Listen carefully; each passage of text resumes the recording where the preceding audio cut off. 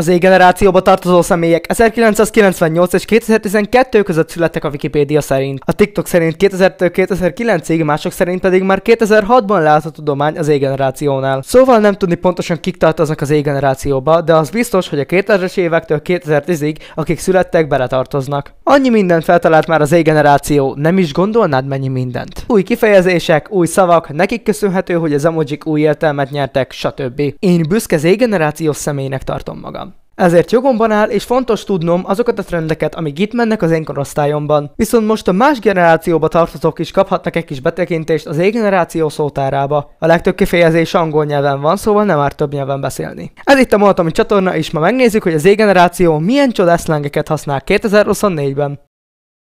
Köszönöm szépen, Molatomi, kedves vagy.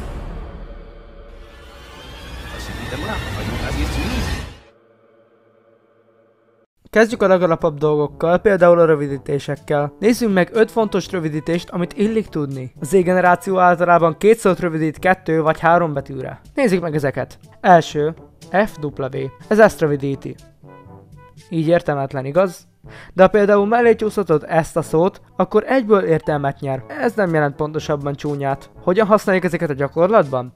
Ha mondasz valakinek egy dolgot, például a haverodnak, hogy meghívod egy gyorsra, akkor ha azt mondja neked, hogy akkor az azt jelenti, hogy tetszik neki az ötlet. Ez a rövidítésünk tetszést fejez ki valami iránt. Megvan? Következő. POV, vagyis POV, vagy értitek? Ezt még mindig sokan nem tudják használni. Na jó, ezt egy videóval kell elmagyarázni, mert így nehéz. Szóval, ebben a videóban arról van szó, hogy minden érdekesebbnek tűnik pont akkor, amikor tanulnunk kellene. De itt van előtte, hogy POV. Na ez mit jelent? Point of view.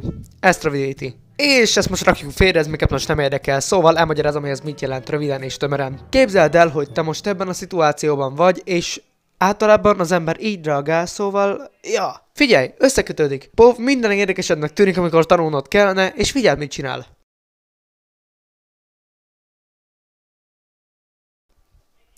Látod? Tehát, hogy képzeld el a szituációt, és ott van. Tehát a POV azt jelenti, hogy képzeld el a szituációt, amit mond valaki. Tehát POV, feliratkoztál a csatornámra. Én. Harmadik. TBH és IMO. A TBH azt jelenti, hogy to be honest, és az IMO azt jelenti, hogy in my opinion. Gondolom ezeken nincsen mit magyarázni. Negyedik. IDK és IDC. Az IDK ezt rövidíti, és az IDC ezt. Ötödik. FR. A rövidítés itt az, hogy amit akkor használsz általában, amikor valaki olyat mond, amivel tudsz azonosulni. Na nézzünk egy pár kifejezést. A cold szó azt jelenti, hogy valami hideg. De nem csak azt jelentheti, hanem azt is, hogy valami nagyon menő volt. Cold moment, cold fact, egyéb ilyesmi. Nagyon ne játszarozzunk, törjünk a lényegre. Sigma. Ez a kifejezés mondhatni alfa generáció, de mégsem. Ha egy random kis level 6-os vagy 7-es gyereket megkérdezel arról, hogy mit jelent az, ha valaki Sigma, akkor nagyjából 78% az esély arra, hogy tudni fogja, mi az. És ezt hogyan számoltam ki? Nem számoltam ki. De nagy a valószínűsége, hogy ez lesz. Ennek a jelentése 2021-ben volt igazán érthető. A görög ABC betűje, de ez egy férfi típus is. Igen, jól hallottad. A Sigma férfi olyan egyedi egyéniség, aki nem illeszkedik a hagyományos szerepekbe, szabad szellemű, aki saját úton jár. Ha az elszintesség és az autonómia iránti vágy vezérli, gyakran kerüli a tömeget és a nagy társaságokat. A Sigma férfi nem kimondottan ellenséges az emberekkel, de inkább választja az egyéni cselekvést és a mélyebb kapcsolatokat, kisebb baráti körben érzi jól magát. Úgyhogy ha valaki Sigma, akkor ilyen Lonely Wolf vagy mi. A TikTok videók régen nagyon nagyot mentek, mert ez egy trend volt, de manapság már csak vicc az egész. Riz és Rizzler. Hogyha egy lánynak mondasz egy jó csajozós dumát, akkor azt a csajt felrizzelted, vagy berizzelted. És emiatt te vagy a Rizzler. A Riz egy jó csajozós duma, és a Rizzler pedig az, aki ezeket a csajozós dumákat mondja. Jeppelés. Amikor valaki sokat beszél, akkor ő jeppel. Tehát a jeppelés nagyjából azt jelenti, hogy beszélni vagy sokat beszélni. Put the fries in the bag. Ez ugye ezt jelenti, de egy kicsivel mélyebbre kell mennünk, hogy ezt megértsük. Ezt akkor szoktuk mondani, amikor valaki leesett. Mit is jelent a leesés? Például vannak rapperek, akiket senki nem hallgat már. Na ők leestek. Nekik szokás ezt mondani, mert ha nem relevánsak többé, ideje munkába állni. És azért sült krumplit, mivel a gyorsítelemláncoknál ezt szoktuk mondani, és ugye az ott dolgozóknak a TikTokot használók szemében semmi életjövőjük nincs. Nem értem miért. Phenomtext. Ezt amúgy Magyarországon nem annyira használják, de azért érdemes megemlíteni, mert érdekes. Nézzük meg ezeknek a szavaknak a jelentését. Venom egy Twitch streamer, aki inkább azáltal lett híres, hogy más streamereknek a kajájából vette egy darabot úgy, hogy közben a másik streamer éppen élőadásban volt, és ő átment hozzá, és a kajájából elvette egy darabot. Igen, nagyjából így történt, vagyis hát ez a szónak az eredete.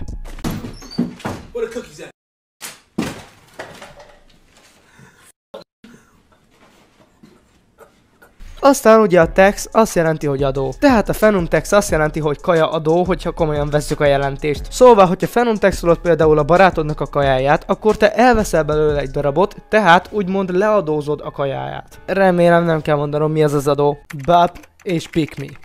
Ez a két kifejezés nagyjából ugyanazt jelenti, viszont nem szabad összekeverni őket. Ugyanis a BAP kifejezést lehet használni fiúkra is, viszont a pick me az csak inkább lányokra használandó. De nem is akármilyen lányokra, hanem azokra a lányokra, akik vágynak a figyelemre. Igen, úgy! Annyira vágynak a figyelemre, hogy képesek bármit megtenni, hogy elérjék egy adott fiú vagy akár több fiú figyelmét. A BAP fiúk ugyanezek csak a lányok esetében. Tehát a BAP és a pick me azt jelenti, hogy az egyik nem nagyon akarja a másik nem figyelmét. Annyira, hogy az a személy, aki akarja a másik nem figyelmét, az egy BAP vagy pick me. Emojik jelentése. Na itt van ez. Ez nem a halált jelképezi az Z-generációnál, hanem ez egy nevetős emoji. Ez nem sírás jelképez. Ez is egy nevetős emoji. Ezek itt már unalmasak. Próbálták a boomerek az emojikat egy kicsit modernebbé tenni azzal, hogy ebből ezt csinálták. De ez még ízléstelenebb. Úgyhogy ezt a kettőt használjuk mi Z-generációsok nevetős emojikként. Plusz tipp, ha még jobban modern akarsz lenni, akkor emellé tedd oda ezt is, és használd mind a hármat. Szívesen. Köszönöm, hogy megnéztétek ezt a videót, hogyha tetszett, akkor nyomjatok rá egy lájkot és iratkozzatok fel, valamint írjatok le a kommentben, hogy melyik volt a kedvenc részletek ebből a videóból.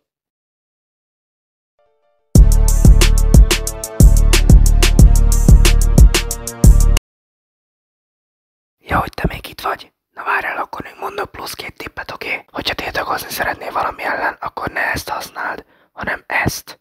Ja, és ezek helyett ezt használd. Így sokkal jobb lesz a mondat. Köszönöm, megnézted. Szia!